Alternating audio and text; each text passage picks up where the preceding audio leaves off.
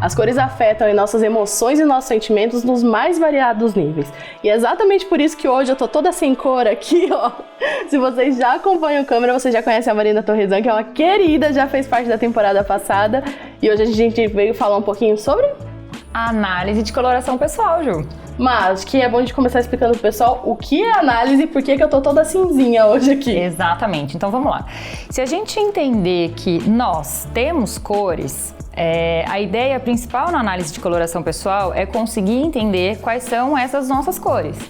É óbvio que isso é um estudo muito mais antigo, muito mais complexo do que simplesmente ver a cor. Isso surgiu lá em Bauhaus, mais ou menos em 1920, com um professor que ele chamava Johannes Itten, um alemão, e ele estudou muito essa relação da cor, mas nas suas aulas ele fazia com que o aluno tivesse pleno de consciência para poder aprender sobre cor. Então, em todo o processo, ele inseria algo muito subjetivo para daí conseguir ensinar a metodologia objetiva da cor. Então, através dele é que a gente tem hoje os círculos cromáticos, foi através dele que a gente entendeu um pouco de timbre subjetivo, de harmonia de cor, porque o estudo dele foi fundamentado nessa questão de que a cor, ela era muito subjetiva no seu entendimento, cada um enxergava de uma forma, mas principalmente o que ele conseguiu entender, Ju? Que cada pessoa tinha o seu modo de construir harmonias e paletas. Então, olha que bacana. Foi até nos estudos que ele fazia e na verdade nos exercícios mais especificamente, de quando ele pedia para que os alunos desenhassem, né, harmonias de cores. Cada um tinha a sua harmonia e alguns usavam nessa paleta tons alaranjados, amarelados, ferrugens. Outros usavam azuis, esverdeados. Então, assim, não tinha muito uma lógica, mas tinha uma intuição por trás. E isso é que foi denominado, então, timbre subjetivo. Foi a partir disso que todo mundo ficou um pouco intrigado para saber um pouco mais sobre as cores. Bom, nesse exercício de paleta de cores, as únicas paletas que, universalmente, quando todo mundo olhava e enxergava o que aquilo era, foram exatamente as paletas com as estações da natureza. Aquilo era muito claro, porque todo mundo tem uma percepção e uma noção de que a natureza é muito rica em cor, em textura, em forma, e isso era muito nítido nessas paletas. Então, até que por isso foi pensado, a gente, não sei se vocês já estão familiarizadas com todos os universos aí das 12 paletas, mas a gente associa as paletas a uma estação determinada de ano. Enfim, a partir de Bauhaus e Itten, deu-se um desdobramento, corta para 1940, Suzanne Caigil, que foi uma estilista e artista plástica, começou a estudar a fundo a teoria de Itten e trouxe isso então para um lado mais aplicável na moda, principalmente nas peles.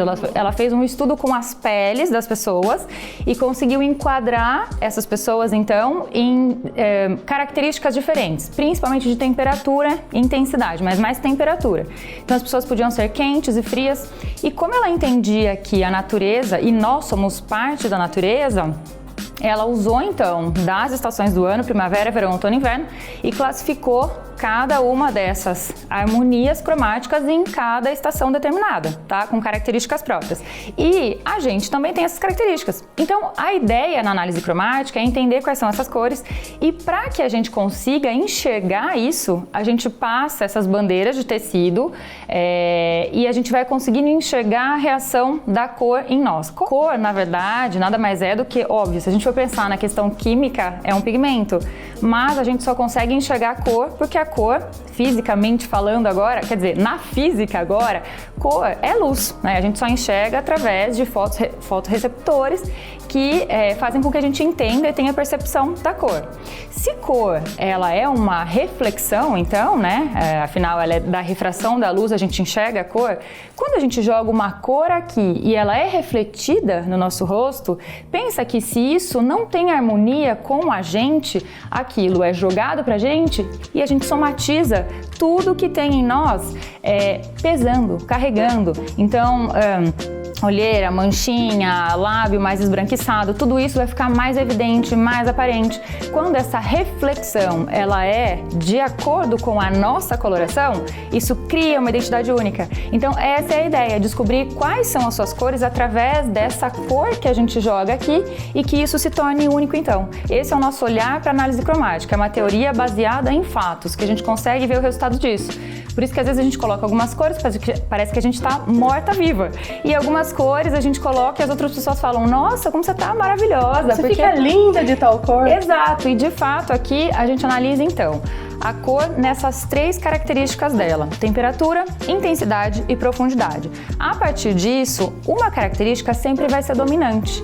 E essa característica dominante é quem vai dar o diagnóstico, o veredito para uma palheta de 60 cores, pelo menos, que você pode explorar para usar nessa região, né, de parte de cima, periféricos de rosto, principalmente para tintura de cabelo, maquiagem, porque isso faz parte também do conjunto do todo, né? Então essa é a nossa ideia aqui. Ô Má, eu vou trazer um pouquinho pro nosso mundo. Quando a gente monta cenário, alguma coisa assim lá no estúdio, a gente monta as paletas, estuda de acordo com o público o que a gente vai encaixar ali. Quando a gente traz pra gente, a gente pode se tratar como uma marca para adequar essas cores para a imagem que a gente quer passar? Perfeitamente possível, Ju. Na verdade, a gente faz a análise enxergando a harmonia da cor que existe em você. Mas além disso, Ju, a gente tem que pensar, falando até da consultoria de imagem no geral, né? Em desejos de imagem, em personalidade. Então, às vezes, a pessoa ela tem características super delicadas, super suaves, de tons mais claros, por exemplo, mais suaves, mais adocicados, mais candy. Ela traz isso nela, mas a personalidade dela é super imponente, super austera, super rígida. Então, a gente tem que pensar até nisso, se existe essa coerência entre o desejo de comunicação daquilo que ela quer como imagem para ela e as cores que ela tem, né? E ver o que é prioridade para ela. Mas é perfeitamente possível que a gente use as cores, sim, para que a gente reforce alguma característica que a gente já tenha.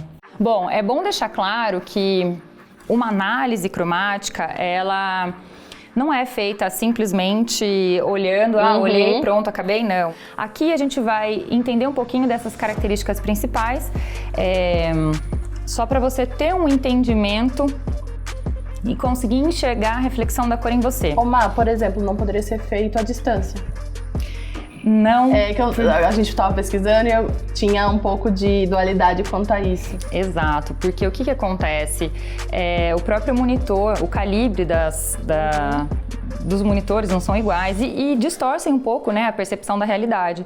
Para a gente fazer um teste, a gente precisa de luz natural ou uma lâmpada que reproduza a luz natural. Aqui, Ju, eu tô vendo o seu contraste. Contraste, o que é? É quando a gente começa o teste, é o quanto de claro e escuro você tem na pele, tá? Então, a gente já, quando olha pra você, naturalmente vê que sua pele é mais clarinha, seus olhos são escuros e seu cabelo também. E aqui, eu continuo no contraste, tentando entender essa diferença entre claro e escuro, mas aqui no colorido. E aqui, a gente já dá uma condução para temperaturas, tá? Onde aqui eu tenho um baixo contraste quente e aqui um baixo contraste frio. E aqui eu continuo num contraste, mas um contraste médio. Você vê como isso vai ficando um pouco mais harmônico para sua pele? E é o que eu falo. Eu costumo fazer a análise em 2 etapas, porque eu analiso muito, não só a questão de, óbvio, a gente tem que entender qual é a predominância de cor da pessoa, mas eu tenho que entender a personalidade dela também. Não adianta nada uma pessoa super introvertida, super tímida, ter uma paleta de primavera brilhante, a paleta mais expansiva que tem, ela não vai usar nada, entendeu? Aqui eu já estou analisando a primeira característica, que é a profundidade, tá, Ju? Se harmoniza mais com você, esses tons mais profundos ou os mais claros, é sempre em base de comparação. A gente vai para a segunda característica, que é a sua intensidade. Se você é mais viva ou mais opaca, tá, Ju? E aqui você consegue ter uma visão também mais clara. O vivo, ele vai te desvalorizar quando ele chega antes de você. Tá? A cor tem que chegar junto, é como se você fosse uma obra de arte e isso fosse a moldura, onde tudo é um conjunto só, tá?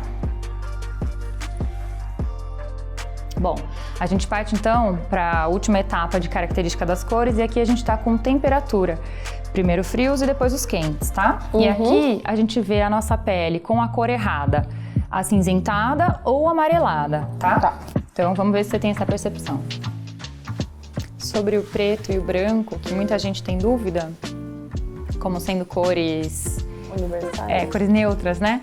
São cores neutras pela composição, né? Pela mistura, pela acromia, porque não são cores, né? São acromáticos.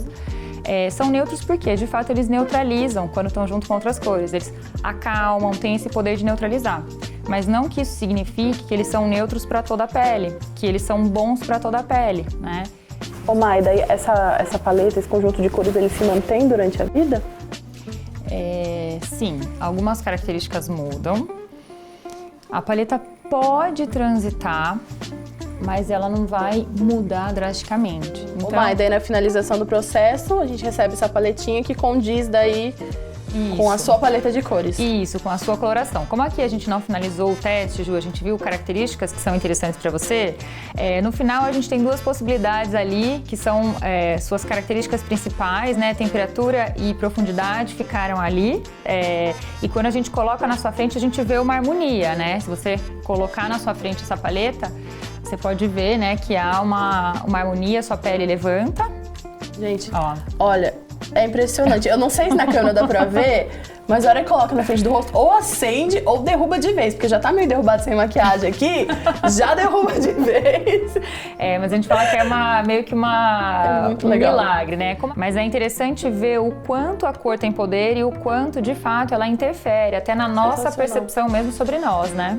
Má, muito obrigada. E façam, gente, assim, se cuidem, se amem, faz parte disso. Muito obrigada, viu? Obrigada a você mais uma vez, Ju.